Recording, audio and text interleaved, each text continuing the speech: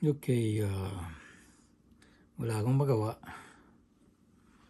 Kaya naisip ko ituloy yung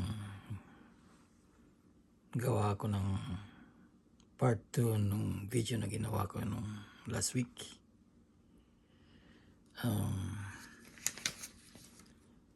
Again, ang video na ito ay hindi para sa taong matagal nang nag-invest sa stock market. At saka kung wala kayong hilig ay hindi para sa inyo ito. Ito sa mga gustong mag-invest pero nag-alangan dahil nga risky. Maaaring makakatulong sa inyo ito sa pag-decide kung ang stock market ay para sa inyo nga o para sa mga apo nyo.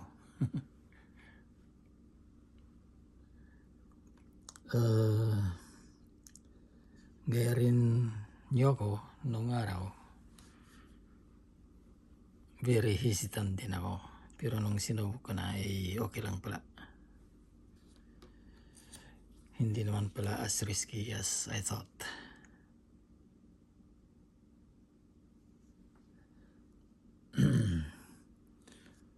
Ang na-find out ko, yung mga maliit na investors tulad ko, pagbili ka ng stocks na isa, dalawa, tatlo, ganun, very risky. Kasi wala naman tayong good informations, yung ins and outs ng company na yun. Kung hindi, kaunti lang, at least na avid reader ka, mahilig ka magbasa. Normally yung mga tao hindi naman ganoon. Kaya I avoid ko yung mag-invest sa isang stocks lang o dalawa, tatlo, ganoon. Kaya sabi nga nila, diversification. Ibig sabihin maraming company at saka iba-ibang sektor. Kaya yung mga ginawa kong itong mga napili ko na 10, it meets that one category.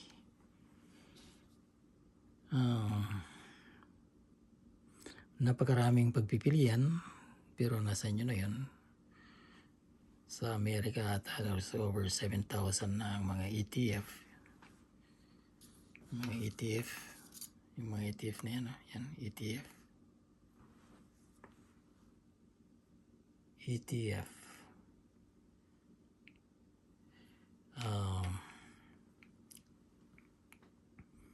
Exchange traded funds.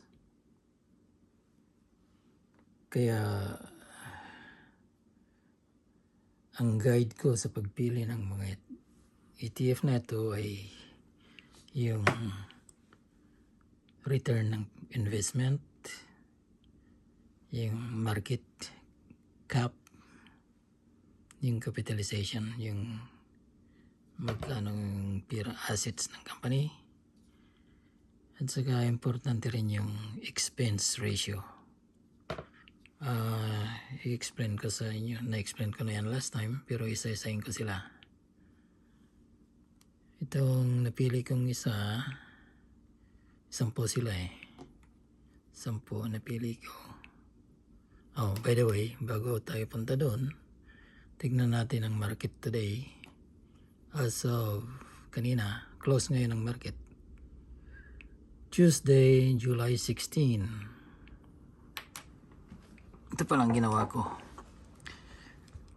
Tinignan ko yung market. Itong mga economic indicators ng Amerika yan.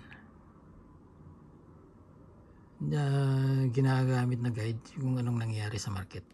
Okay, guide. Okay, SP500, click mo yan. By the way pala,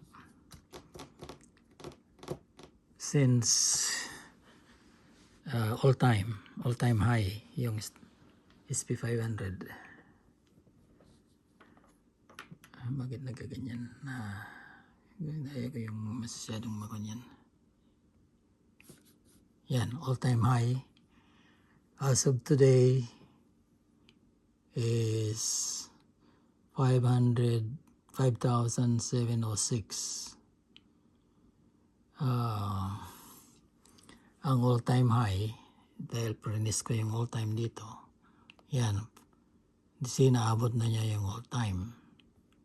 Ibig sabihin, para sa akin, ang tendency niyan bababa. Kasi naabot na niya yung peak. Tignan ang Dow, which is another indicator. All time, abot si 4,273. All time high yan. It's time to get rid of it's time to reduce your exposure, sabi nga nila sa stock market. Kasi I would say never, but bababa sigurado yan. Maniwala kayo, hindi. bababa yan. Yung Nasdaq all time high, see, 20 sa ngayon is 20 as of June 16, 2024. Nasdaq is 20,512. All time high is 20,598. See, close to all time high. So kung mayroon kang investment sa stock market, it's time to reduce your exposure. Ang ibig sabihin, sell while you still have the gain. Okay? Kaya yun ang ginawa ko today. Kanina. Kaya itong mga ito, zero stocks na ako dyan ngayon. Wala na akong, pero yan pa rin ang kuhaan ko. Tawag doon, portfolio. Yan pa rin. Pag bumaba, bili ulit ako niyan. So, but anyway, kung bakit ko napili itong mga ito, simulan natin ito. Vanguard Consumer Discretionary Index. Mga funds ito, maraming company. Nandiyan ang mga company dyan, marami. Malalaking company rin dyan. Pag i-google nyo yan, nandiyan ang Amazon, Tesla, Home Depot, McDonald's, Burger King, Lowe's, Nike, ano yan, marami yan. It's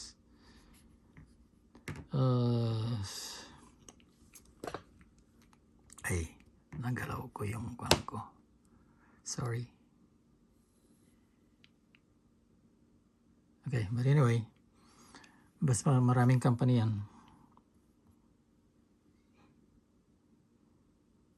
Maraming companies.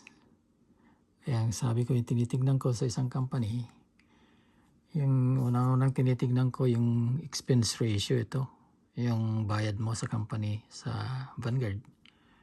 Dahil sila may hawak itong fund na yan, ETF. 0.10%. That's po 4 na decimal places. Halimbawa ako, mayroon akong kung magkano binabayad ko sa kanila annually.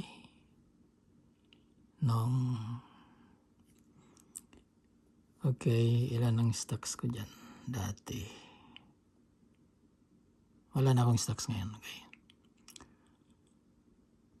Okay, how many stocks? Where's my holdings? I sold it already, so 20. Meron akong 20 na ganyan, 6,000. Meron akong 6,000, pinagbili ko na yan. Kaya zero stocks ako dyan ngayon. Okay, expense ratio. Yan. Ang return mo year to date, ang year to date na return na yan, yung pera ko nilagay yan, is year to date, kumita siya ng 8%. So, not bad. Pinagbili ko na. 1 year na dyan yung pera, 13%. So, okay. Counting gain, kaysa wala. Diba? So, back yung next, BIG. Ang BIG is dividend appreciation. Mga companies ito na nagbibigay ng high dividends. Yung kung may profit ng company, sineshare nila sa stockholders. Yan ang tinatawag nilang dividends. The BIG.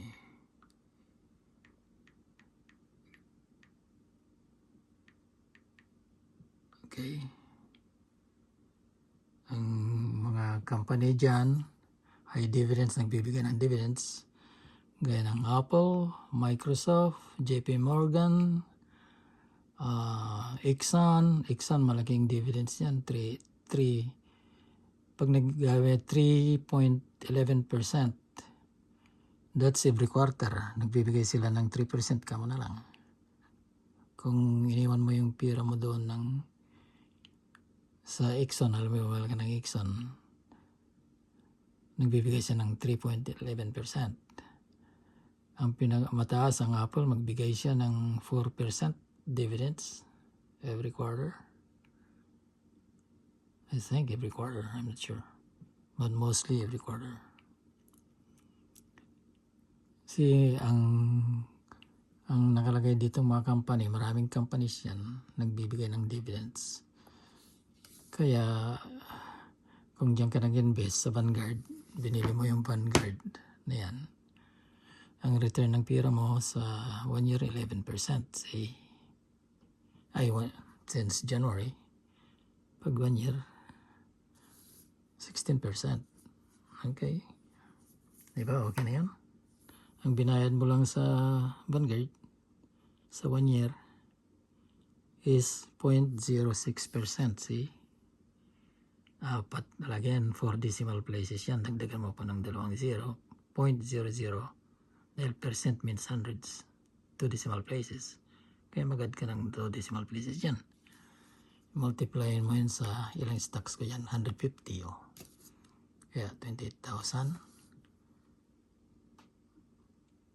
Pero pinagbili ko na yan. Wala na. 0.